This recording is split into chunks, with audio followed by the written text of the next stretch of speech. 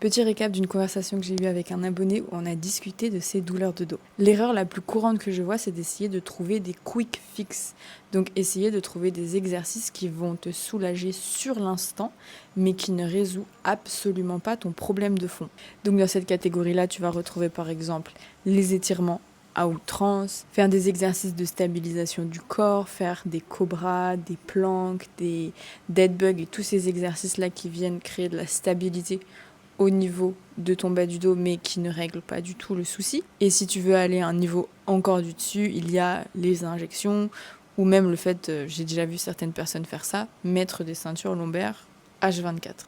Tout ça ne résoudra jamais ton problème. Ces outils-là, ils vont être hyper importants pour te soulager sur le moment, parce que voilà, les douleurs au niveau du bas du dos, c'est constant, ça ne s'arrête jamais et ça peut vraiment te taper sur le système. Donc avoir ces petits outils-là sous le coude pour apaiser un peu tout ça, c'est super. Mais si tu en abuses, ça risque par la suite, sur le long terme, de faire l'effet inverse. Mais du coup, ce qui est très important, c'est que à côté de ces quick fix, ces trucs qui vont te soulager sur le moment, tu aies une vraie routine pour progressivement, mois après mois, construire les capacités de ton bas du dos.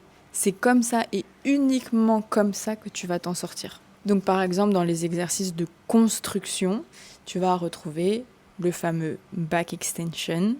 Vraiment, c'est l'outil le plus important quand tu veux te reconstruire au niveau du bas du dos. Tu vas avoir le QL extension, pareil, tu le fais sur un back extension, mais cet exercice-là, tu y vas extrêmement progressivement. Et en réalité, tous les exercices que je vais te donner là, tu y vas vraiment tout doucement. Tu ne dois pas avoir mal pendant, tu ne dois pas avoir mal après. Et tu vises du long terme sur ces exercices-là. Tu sais que ces exercices-là, il faut que tu prennes goût parce que tu vas les faire pendant un bon moment. Il y a aussi le ATG Split Squat et le Seated Good Morning qui sont des super exercices pour venir construire directement les capacités de ton bas du dos. Tu peux aussi ajouter du reverse squat pour venir renforcer ton psoas parce que le ATG Split Squat, lui, vient étirer, mais ce muscle-là se porte le mieux quand il est étiré et renforcé, donc avec des exercices qui viennent renforcer ce muscle comme le reverse squat. Et dans les exercices d'étirement qui peuvent vraiment te soulager, tu vas retrouver le couch stretch, le incline pigeon stretch. Tu peux aussi faire du pancake ou du butterfly pour venir renforcer / étirer les adducteurs.